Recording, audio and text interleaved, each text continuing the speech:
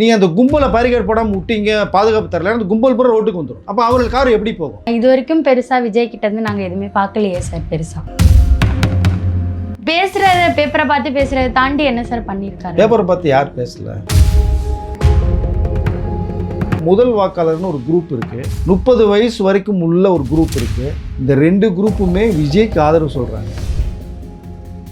எலெக்ஷனே வரப்போகுது, இன்னும் அந்த ஒரு ப்ரெஸ் மீட் இன்டர்வியூன்றது ஒன்றுமே வரல. என்ன சார் வழி இருக்குன்றீங்க, வழி எடுக்கிறீங்க, என்ன சார் இந்த வழி சொல்லுங்க சார் கேட்க போகிறாங்க. உடனே நீ பிரச்சாரத்துக்கே போக வேணாங்க, இது ஈஸியாக. இதில் பார்க்குறதுக்கும் தியேட்டரில் பார்க்குறது வித்தியாசம் நிறையா இருக்குது. கண்டிப்பாக அதை கொண்டாட போகிறோம், மாற்று கருத்து இல்லை. ஆனால் பாதிப்பு கேள்வின்னு கண்டிப்பாக வரும், வராமல் இருக்காது. சம்பளமே 70 கோடி ரூபா என்ன வாங்கல அவர் உங்ககிட்ட வச்சு. எனக்கு தெரிஞ்ச 2029 எலெக்ஷன் அதுக்கு வாய்ப்புகள் இருக்கும். ஒரே நாடு ஒரே தேர்தல் சிஸ்டம் வருது. அப்போ 22 இருக்கும்போது 3 வருஷம் தான் கேப். காந்தம் மீடியா நேயர்களுக்கு வணக்கம். நான் உங்கள் விஜயாஸ்மின். இன்னைக்கு நம்ம கூட சீனியர் ஜெர்னலிஸ்ட் வெங்கி சார் அவர்கள் தான் இருக்காரு. வணக்கம் சார். வணக்கம். எப்படி சார் இருக்கீங்க? தூத்துக்குடிக்கு போயிருந்தாரு. போகும்போதே அந்த வழியிலேயே டக்குன்னு வேன்லேருந்து இறங்கி சைக்கிளில் ஓட்டினது, எதனால் அது நடந்துச்சு அப்படின்ற மாதிரியெல்லாம் நிறைய விஷயம் வந்துச்சு. எப்படி திடீர்னு இறங்கிட்டாரு விஜய் இப்படின்ற கேள்விலாம் வந்துச்சு. அவர் இறங்குறதுக்கு ரெடியாக தாங்க இருக்காரு. கூட்டம் அவருக்கு பார்க்குற கூட்டம் விட்டா தானுங்க. ஸோ அவருக்குன்னு தனி ஆர்டர் நிபந்தனைகளாக போடப்பட்ட ஒரு விஷயம் இருக்குது. எந்த கட்சி தலைவரும் இல்லாத அளவுக்கு அவர் இறங்கி நடக்கிறதுக்கு ரெடியாக இருக்கார். ஆனால் நடக்க முடியல. இந்த ரசிகர்கள் வர்றவங்களுடைய அந்த ஆர்வத்தை கட்டுப்படுத்தினாங்கன்னா உங்களாக வருவார், நடந்து வருவார், தோளில் கை போட்டு வருவார், சைக்கிளில் வருவார், எப்படினாலும் வருவார். ஆனால் நீங்கள் ஸ்க்ரீன்லேயே பார்த்த ஒரு பிம்பம் இருக்கு இல்லையா, அது நேரில் பார்க்கும்போது கனவா நிஜமானே தெரியாமல் இருக்காங்க. அது போக போக சரியாகும். அதனால் அதான் சொல்ல இல்லையா, நீங்கள் இப்படிலாம் நீங்கள் எளிமையாக நடந்து போய் மக்கள் மனசில் இடம் பிடிக்கிறது ரொம்ப ரொம்ப கஷ்டம். அதை விஜய் ஃபாலோ பண்ணுறாரு. அதனால தான் மற்றவர்களுக்கு ரொம்ப ரொம்ப ரொம்ப டென்ஷனாக இருக்குது. திருச்சியில் கூட சபையில் போகும்போது ஒரு கப்பல்ஸ் கீழே வந்தாங்க பைக்கில், டக்குன்னு வேனை விட்டு இறங்கி கூட விசாரிச்சுட்டு போனார். இந்த சம்பவங்கள் இருக்குது. ஆனால் இறங்கி நடந்து போகிறதுக்கு நீ அனுமதி கொடுங்க, பாதுகாப்பு கொடுங்க. ஆனால் இப்போ சமீபத்தில் காவல்துறையுடைய பாதுகாப்பு நல்ல சிறப்பாக இருக்குது. எந்த அளவுக்கு இறங்கி போனாரு அப்படின்றது இருக்கும். அதை தாண்டி ஏன் பேசலை, ஏன் வந்துட்டு பார்த்துட்டு மட்டுமே போயிட்டாரு அப்படின்ற ஒரு கேள்வி ரசிகர்களோட எக்ஸ்பெக்டேஷனை உடைச்ச மாதிரி இருக்கு இல்லையா? ஆமாங்க, டைம் மாறுதுங்க. இப்போ நீங்கள் இங்கேருந்து ஒரு இடத்துக்கு போகிறது நார்மலாக நீங்கள் பைக்கோ கார் பண்ணால் ஒரு 1/2 மணி நேரம் ஆகுன்ற ஒரு டிஸ்டன்ஸாக இருந்ததுன்னா அவர் 3 மணி நேரம் ஆகுதுங்க. அந்த இடத்தோட நகர முடியலங்க. ஒரு சின்ன உதாரணம் சொல்கிறேன். பாய்ஸ் கார்டனில் ஜெயலலிதா ஒரு வீட்டில் இருந்து கோட்டைக்கு போகிற சமயத்தில் பார்த்தீங்கன்னா வீட்டிலேருந்து புறப்படும் போது அது டாக்டர் ராதாகிருஷ்ணன் ரோட்டில் ரைட்டில் லெஃப்ட்டில் ஒரு பேரிகேட் போட்டிருப்பாங்க. அங்கே தான் நிற்பாங்க மக்கள். போகும்போது அம்மா எல்லாத்துக்கும் வணக்கம் சொல்லுவாங்க, கை காமிப்பாங்க, அவர்களும் வணக்கம் கை காமிப்பாங்க, நேராக போயிட்டு போயிடுவாங்க. நீங்கள் அந்த கும்பலை பேரிகேட் போடாமல் விட்டீங்க, பாதுகாப்பு தரல, அந்த கும்பல் பூரா ரோட்டுக்கு வந்துடும். அப்போ அவர்கள் கார் எப்படி போகும்? அப்போ இவருக்கும் நீங்கள் அந்த பாதுகாப்பை கொடுத்து பண்ணிங்கன்னா சரியான நேரத்துக்கு போக முடியும்.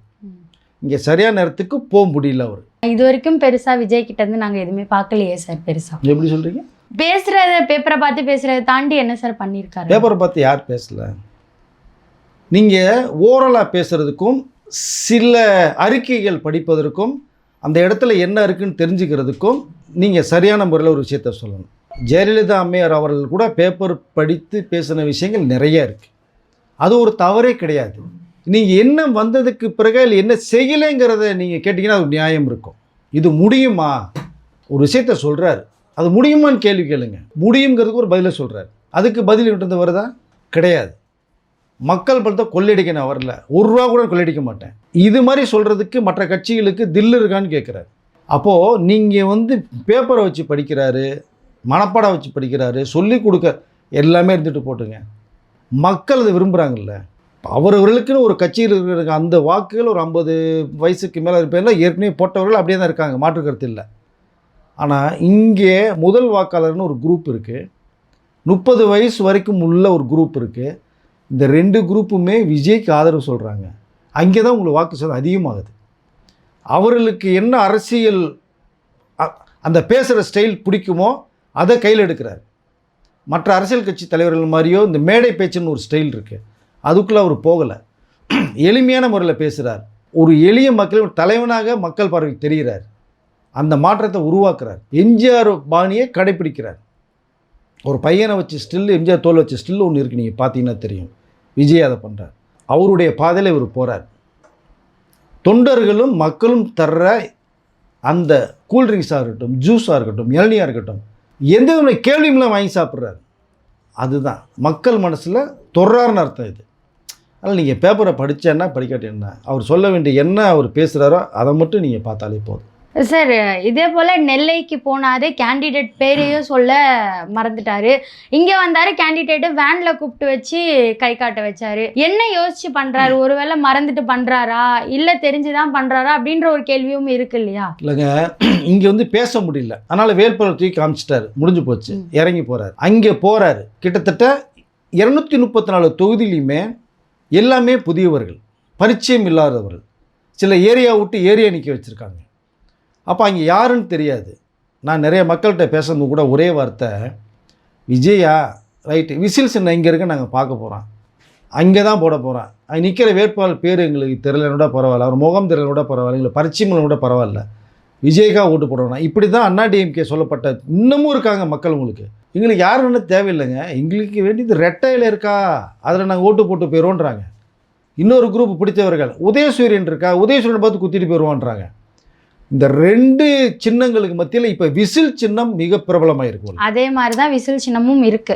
எஸ் சார், ஒரு பேர் சொல்றதுல என்ன சார் இருக்கு? அதுக்கு அதுதாங்க சொல்லிட்டார் இல்லைங்க, இந்த விஜய் தான் உங்கள் வேட்பாளர், என்னுடைய முகம் தான் உங்கள் வேட்பாளர், இந்த விஜய்க்காக நீங்கள் ஓட்டு போடுங்க, ஒரு முறை வாய்ப்பு தாங்கன்ட்டார். இங்கே விஜய் வேட்பாளர் அவர் தான், அது எந்த பேர் யார் முகம் தேவையில்லை, எனக்கா என் முகத்தை பார்த்து ஓட்டு போடுங்கன்னார்.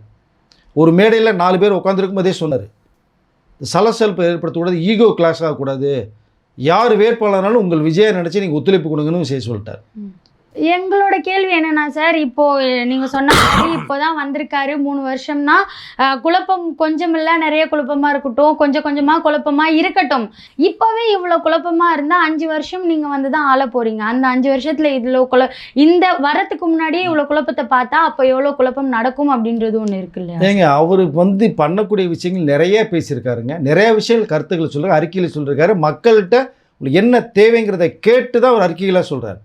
இது ஒரு குழப்பமே இல்லை. ஒரு வேட்பாளர் பேரை சொல்லி நீங்கள் ஒரு சொல்லலைங்கிற ஒரு குழப்பமே கிடையாது. அவர் சொன்ன விஷயத்தை மக்கள் நீங்கள் வந்து அவருடைய கனவை நீங்கள் நிஜமாக்கி உட்கார வச்சிங்கன்னா, அவர் என்ன சொன்னார், ஏன் செய்யலை அப்படிங்கிறத நீங்கள் கேள்விக்கிட்டால் அது ஒரு நியாயமாக இருக்கும். இன்னும் அந்த பொசிஷன்லேயே இன்னும் உட்காரலை, மக்கள் உட்கார வைப்போன்னு சொல்கிறாங்க, ஒரு மாற்றத்தை வேணும் ஏற்படுத்துவோன்னு சொல்கிறாங்க. இப்போ அதற்கு பிறகு குழப்பம் வருதா இல்லைங்கிறது அதுக்கு பிறகு தான் தெரிய வரும் நமக்கு. அதை இல்லை இப்போ ஒரு சின்ன சின்ன விஷயத்துக்கெலாம் வந்து பெரிய லெவலில் போய் இப்போயே குழம்பிட்டார் அப்புறம் என்ன குழம்புவார் அப்படிங்கிற விஷயத்தை எடுத்துக்க வேண்டிய அவசியமே இல்லைன்னு தான் நான் நினைக்கிறேன். அந்தந்த சூழ்நிலைகள் ஒன்று இருக்குது. நீ அடுத்த கட்டம் போகும்போது எல்லாமே சரியாக வரும். வரட்டும், வந்ததுக்கு பிறகு அவர் சொல்கிறத செஞ்சாரா, இல்லை பொய் சொன்னாரா, மக்களை ஏமாத்தினாரா, இல்லை சொன்னதை செஞ்சாரா அப்படிங்கிறது அந்த சீட்டில் உட்காந்ததுக்கு பிறகு தான் தெரியும். அப்போ ஏகப்பட்ட கேள்வியை நம்ம கேட்கலாம், அது தவறே இல்லை. செய்யலைன்னா கேள்வி யாருனாலும் கேட்கலாம், அப்பா சொல்லிட்டு வந்தியாப்பா ஏன்ப்பா நீ செய்யலை அப்படின்னு 1000 கேள்விகள் கேட்கலாம். பட் அது வரைக்கும் நம்ம பொறுத்து தான் போகணும். மக்கள் என்ன தீர்ப்பு கொடுப்பான்னு தெரியாது நமக்கு தான். சரி, இதை தாண்டி எலெக்ஷனுக்கு முன்னாடி கண்டிப்பாக விஜய் அவர்கள் பண்ண வேண்டிய விஷயம், ப்ரெஸ் மீட் கொடுத்துருவாரு, கொடுக்க போகிறாரு, இன்டர்வியூஸ் கொடுப்பாரு அப்படின்ற ஒரு பேச்சு தான் இருந்துச்சு. எலெக்ஷனே வரப்போகுது, இன்னும் அந்த ஒரு ப்ரெஸ் மீட் இன்டர்வியூன்றது ஒன்றுமே வரல. இதுக்கப்புறமாச்சு வருமா அப்படின்றது இல்லை. மீடியா பீப்புளை சந்திக்கிறது பெரிய விஷயம் தாண்டி தாங்க வந்தார். அவர் வந்து சமூக செயல் அக்கறை உள்ளவர் தான், ப்ரெஸ் பீப்புளெலாம் தன்னுடைய நண்பர்கள் சகோதரர்கள் சொன்னவர் தான், அதை சந்தித்தவர் தான். பட் இங்கே அரசியல் நோக்கத்தோடு போகும்போது சில கேள்விகள் வந்ததுன்னா நம்ம வாயிலிருந்து எதையாவது ஒன்று கேள்வி எழுட்டு கோபத்தை வர வச்சிடக்கூடாது, நம்மளை ஏதோ ஒன்று பேசிடக்கூடாதுன்னு ஒரு நோக்கம் தான் இருக்குது. ஆனாலும் நீங்கள் ப்ரெஸ் மீடியா பீப்புளை சந்தித்து தான் தீரணும். அதை நான் தெளிவாக சொல்லியிருக்கேன், நிறைய இதில் பேசியிருக்கேன். சந்திங்க, நீங்கள் பார்க்காத மீடியா பீப்புள்ஸாக அதெல்லாம் தாண்டி தான் நீங்கள் வந்துருக்கீங்க. 33 வருடமாக திரையுலகத்தில் இருக்கீங்க, எல்லாமே உங்கள் நண்பர்கள் தான் இல்லையா? ஸோ அதனால் நீங்கள் சந்திங்கன்னு தான் சொல்கிறேன். நான் சந்திக்கக்கூடாது முடியாதுன்னு நானே சொல்ல விரும்பலை. மீட் பண்ணுங்கள். உங்களுடைய வலின்றீங்க, என்ன வலி இருக்குது அதை நீங்கள் மீடியாவில் கேள்வி கேட்பாங்க. என்ன சார் வலி இருக்குன்றீங்க, வலியோடு வந்துடுங்க, என்ன சார் இந்த வலி சொல்லுங்கள் சார்னு கேட்க போகிறாங்க. உடனே நீங்கள் பிரச்சாரத்துக்கே போக வேணாங்க, இது ஈஸியாக போய் மக்கள்கிட்ட ரீச் ஆகும்.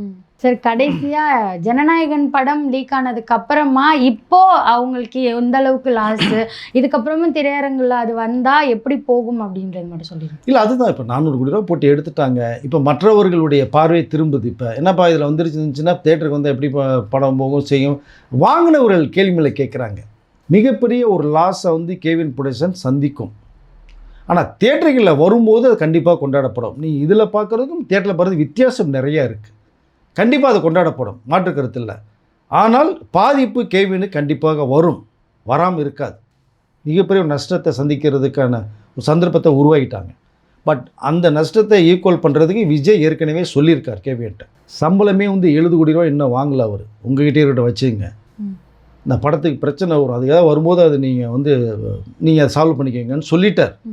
இப்போது இந்த படம் மிகப்பெரிய ஒரு நஷ்டத்தை கேவின் சந்திக்கும். அப்போது இவர் விஜய் ஒரு படம் கண்டிப்பாக பண்ணி தரணும். நீங்கள் கடைசி படம்னு சொல்லிட்டீங்க, பரவாயில்ல, அதுக்கு ஒரு படம் பண்ணோம்னா யாரும் உங்களை வந்து அடிக்க போகிறதில்ல. ஏப்பா சொன்னீங்க என்ன உங்களை பிடிக்காத சொல்ல தான் செய்யப்பாங்க, அது நீங்கள் கடந்து போயிருங்க, ஒன்றும் பெரிய விஷயம் கிடையாது. உங்களால் மக்களுக்கு எந்த கஷ்டம் வரக்கூடாது, நஷ்டம் வரக்கூடாதுன்னு தான் நீங்கள் ஒரு தடவை போராடிட்டு இருக்கீங்க. அதே நஷ்டம் உங்களுடைய தயாரிப்பாளருக்கு வந்துடக்கூடாது. ஒருவேளை வந்துருச்சுனால், கிட்டத்தட்ட வந்தது மாதிரி தான் தெரியுது, ஏற்பட்டால் மீண்டும் ஒரு படம் பண்ணித்தாங்க அப்படிங்கிறத நான் சொல்லிக்கல விரும்புகிறேன். அதை கண்டிப்பாக அவர் பரிசீலனை பண்ணுவார். அப்போ விஜய் அவர்களுடைய படம் இது கடைசி படமாக இருக்க வாய்ப்பு இல்லை. இல்லை, எனக்கு தெரிந்த வரைக்குமே என்னென்னா ஒரே விஷயம், இது நிறைய பேர் கேள்விகள் தான் வருது. இந்த முதலமைச்சர் நாட்களில் உட்காரன்னு ஆசைப்பட்டு தான் வந்திருக்கார். அதில் மக்கள் உட்கார வச்சிட்டாங்கன்னா படம் பண்ண மாட்டார். ஆனால் ஒருவேளை வெற்றியோ தோல்வியோ மக்கள் ஏற்றுக்கிறேன்ட்டார். ஒருவேளை நெக்ஸ்ட்டு தாமதமானால் 2031 எலெக்ஷன், எனக்கு தெரிஞ்ச 2029 எலெக்ஷன் அதுக்கு வாய்ப்புகள் இருக்கும். ஒரே நாடு ஒரே தேர்தல் சிஸ்டம் வருது. அப்போ 29 வரும், அப்போ 28 29 3 வருஷம் தான் கேப் அப்படிங்கிறத பொழுது ஓடிடும் உங்களுக்கு டக்குன்னு. அப்போ மக்கள் பிரச்சாரத்துக்கெல்லாம் அவர் போக ஆரம்பிச்சிடுவார், தொடர்ந்து எல்லா இடங்களும் போக வைப்பார். அந்த கேப்பில் எம்ஜிஆர் அவர்களே 72 கட்சி ஆரம்பித்து 77 முதலமைச்சர் ஆகும்போது கிட்டத்தட்ட 7-8 படங்கள் பண்ணார் அவர். விஜய் பண்ணலாம், தவறு கிடையாது. ஆனால் அவர் சொன்னது என்னுடைய இறுதி படம்னு சொல்லாமல் இருந்தார். ஒரு இதில் சொல்லிட்டார். இன்றைக்கி பவன் கல்யாண் அவர்களே நிறைய படம் பண்ணிட்டு இருக்காங்க, டெப்டி சிஎம் ஆந்திராவில் உட்காந்துருக்காங்க. இல்லை படம் பண்ணால் யாரும் அடிக்க போகிறதில்ல, விஜய் கேள்வியில் கேட்க போகிறதில்ல.